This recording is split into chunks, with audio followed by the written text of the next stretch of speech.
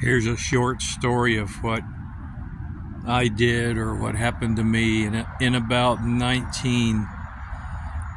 graduated high school in 1972, so I got that 69 Mustang in about 1973 or 74.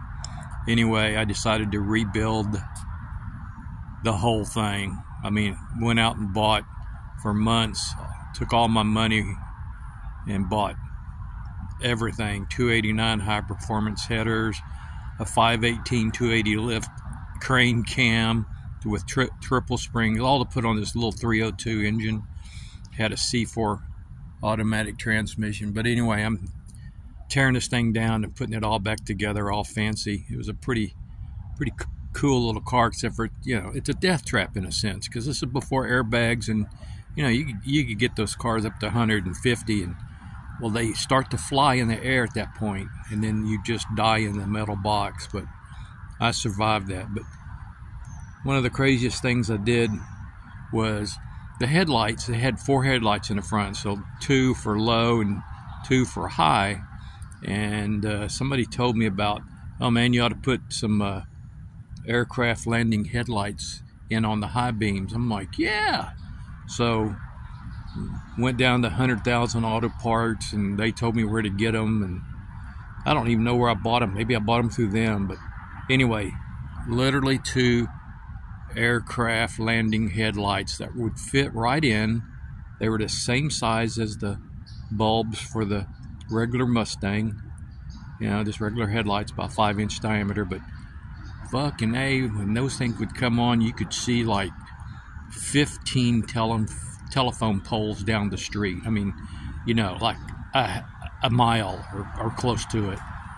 I put these things on this Mustang, and when I'd go back and forth in between Bryan College Station and Huntsville, which was about 55 miles, I could turn them on high beam and of course see everything, because I had a friend that accidentally hit a horse on that highway in between Huntsville and College Station, and it killed the passenger.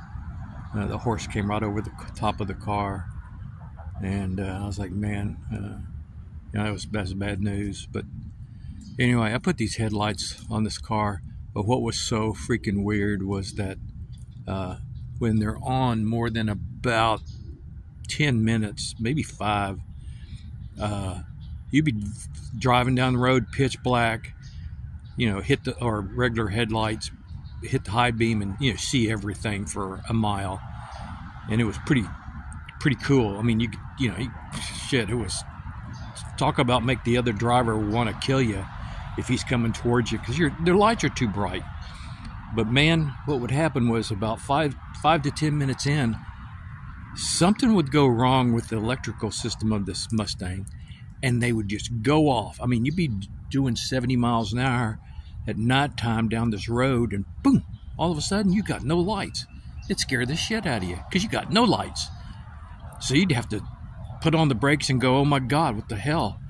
And wait a couple minutes as you slow down. It wouldn't even take a couple minutes, just like 20 seconds or so, and the lights would come back on, and you're like, whoa, that's scary. And this kept happening, and I finally realized that that's too dangerous, so I had to switch them out.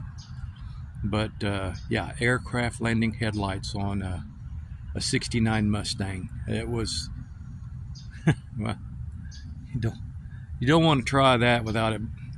Yeah, it's just too. But it was pretty cool until the lights would go out. Anyway, that's that story.